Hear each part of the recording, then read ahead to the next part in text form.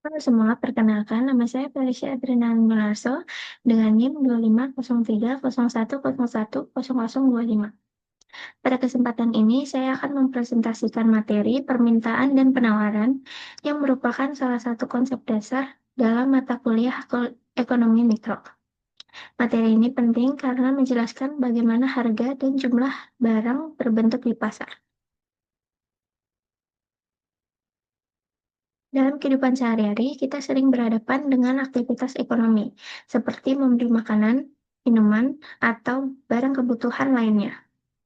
Tanpa kita sadari, semua kegiatan tersebut dipengaruhi oleh permintaan dan penawaran. Melalui konsep ini, kita bisa memahami mengapa harga suatu barang bisa naik atau turun, serta bagaimana konsumen dan produsen saling berinteraksi di pasar.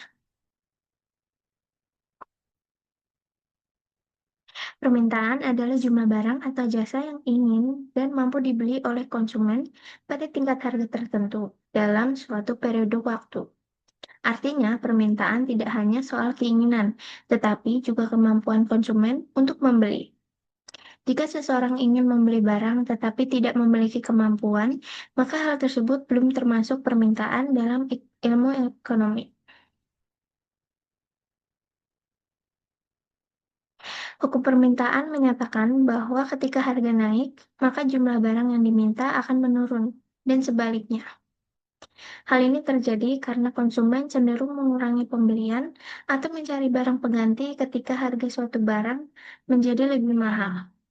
Hubungan antara harga dan jumlah yang diminta bersifat berbanding terbalik. Permintaan tidak hanya dipengaruhi oleh harga, tetapi juga oleh beberapa faktor lain, seperti pendapatan konsumen, selera, jumlah penduduk, serta harga barang substitusi dan komplementer.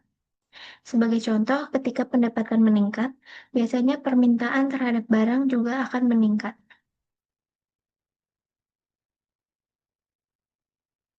Penawaran adalah jumlah barang atau jasa yang bersedia dan mampu dijual oleh produsen pada tingkat harga tertentu. Penawaran mencerminkan keputusan produsen dalam menentukan berapa banyak barang yang akan diproduksi dan dijual dengan tujuan utama memperoleh keuntungan.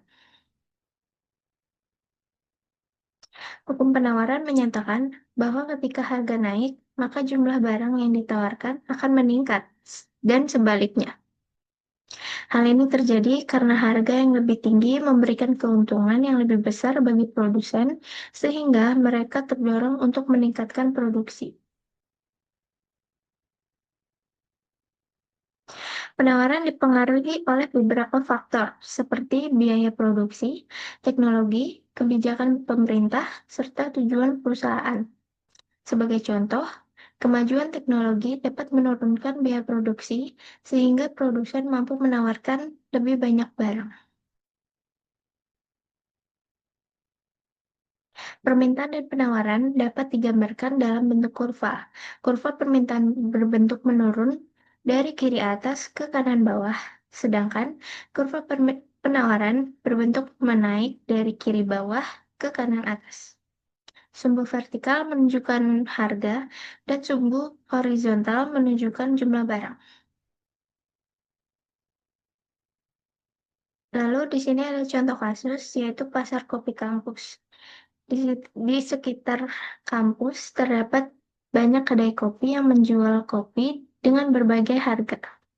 Pada awalnya, harga kopi masih relatif murah dan mudah dijangkau oleh mahasiswa.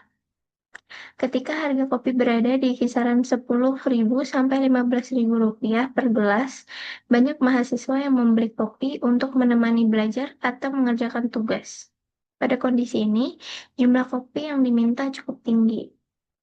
Namun, seiring meningkatnya harga bahan baku dan biaya operasional, beberapa kedai menaikkan harga kopi hingga 20.000 sampai 25.000 rupiah per gelas. Akibat kenaikan harga tersebut, sebagian mahasiswa mulai mengurangi frekuensi membeli kopi atau beralih ke minuman lain yang lebih murah. Hal ini menyebabkan jumlah kopi yang diminta menurun. Di sisi lain, bagi pemilik kedai kopi, kenaikan harga justru memberikan keuntungan yang lebih besar. Ketika harga kopi meningkat, pemilik kedai terdorong untuk meningkatkan jumlah produksi. Misalnya, dengan menambah stok bahan baku atau memperpanjang jam operasional. Akibatnya, jumlah kopi yang ditawarkan meningkat. Interaksi antara perilaku konsumen dan produsen Interaksi antara perilaku konsumen dan produsen tersebut akhirnya membentuk keseimbangan pasar, yaitu kondisi di mana jumlah kopi yang diminta sama dengan jumlah kopi yang ditawarkan pada tingkat harga tertentu. Dari pembahasan tersebut dapat disimpulkan bahwa permintaan dan penawaran merupakan konsep utama dalam ekonomi mikro yang menentukan harga dan jumlah barang di pasar. Pemahaman konsep ini sangat penting untuk menganalisis berbagai fenomena ekonomi dalam kehidupan sehari-hari. Demikian yang dapat saya presentasikan. Terima kasih.